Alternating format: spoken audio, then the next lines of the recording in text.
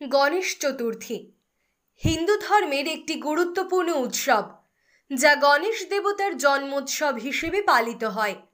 গণেশ হলেন বুদ্ধি, সমৃদ্ধি এবং শুভ শক্তির প্রতীক।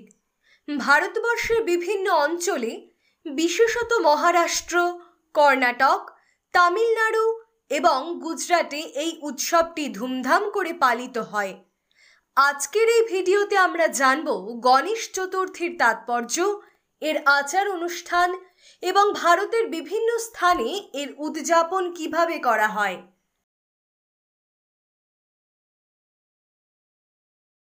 গণেশ চতুর্থী গণেশ দেবতার জন্মদিন হিসেবে পালিত হয়। পৌরাণিক কাহিনী অনুসারে দেবী পার্বতী তার স্নান গৃহের রক্ষাকারী হিসেবে গণেশকে সৃষ্টি করেন। পরে শিব গণেশের মাথা কেটে ফেলেন এবং পরে তাকে একটি হাতির মাথা দিয়ে পুনরুজ্জীবিত করেন।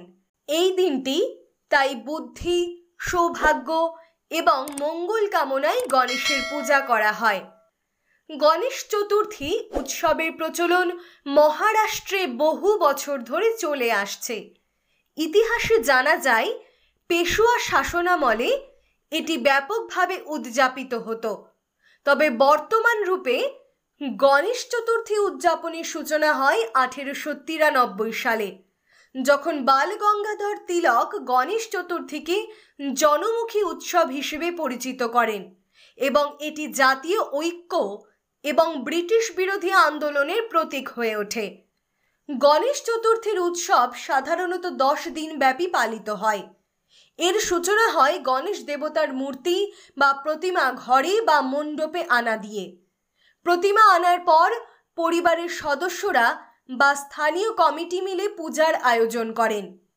গণেশ চতুর্থীর প্রথম দিনেই প্রাণ প্রতিষ্ঠা আচারটি অনুষ্ঠিত হয়, যেখানে গণেশ মূর্তিকে দেবতার আবাস হিসেবে ঘোষণা করা হয়।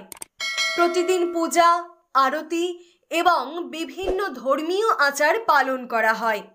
ভক্তরা তাদের সমস্যার সমাধান ও মঙ্গল কামনায় গণেশ দেবতার কাছে প্রার্থনা করেন। গণেশ চতুর্থীর একটি বিশেষ খাবার হল মোদক, যা গণেশ দেবতার প্রিয় মিষ্টি হিসেবে পরিচিত। ভক্তরা বিভিন্ন ধরনের ফল, মিষ্টি এবং অন্যান্য ভোগ নিবেদন করে পুজো করেন। গণেশ চতুর্থী শুধুমাত্র একটি পারিবারিক উৎসব নয়, এটি সামাজিক ও সাম্প্রদায়িক মেলবন্ধনের একটি অনন্য উদাহরণ। মহারাষ্ট্রে বিশাল গণেশ মণ্ডপ বা প্যান্ডেল তৈরি করা হয়, যেখানে হাজার হাজার মানুষ একত্রিত হয়ে গণেশ পূজা করেন। এই উৎসবে বিভিন্ন সাংস্কৃতিক অনুষ্ঠান, গান, নাচ এবং নাটকের মাধ্যমে সমাজের বিভিন্ন স্তরের মানুষ একত্রিত হন। এই সময়ে বিভিন্ন সামাজিক কর্মকাণ্ডও অনুষ্ঠিত হয়, যা সমগ্র সমাজকে একত্রিত করে। উৎসবের শেষ দিনে অনন্ত চতুর্দশী তিথিতে গণেশ বিসর্জন বা গণপতি বিসর্জন অনুষ্ঠানটি পালিত হয়। ভক্তরা উল্লাসের সঙ্গে গণেশ দেবতার মূর্তিকে জলের মধ্যে বিসর্জন দেন। আবার অপেক্ষার শুরু হয় 1 বছরের। গণেশ চতুর্থীর মূল তাৎপর্য হল শুভ শক্তির আরাধনা, বাধা দূরীকরণ এবং জীবনের নতুন সূচনার প্রতীক। এই দিনটি আমাদের শেখায় যে প্রতিটি সমস্যা বা বাধা কাটিয়ে উঠে আমরা জীবনে এগিয়ে যেতে পারি। গণেশ দেবতার আশীর্বাদে আমরা আমাদের জীবনকে আরও সাফল্যময় করতে পারি। এই ছিল গণেশ চতুর্থী সম্পর্কে বিস্তারিত আলোচনা।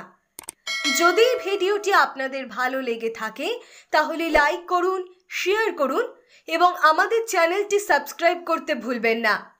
পরবর্তী ভিডিওতে আবার দেখা হবে। ততদিন পর্যন্ত গণেশ দেবতার আশীর্বাদে পূর্ণ থাকুন। ধন্যবাদ।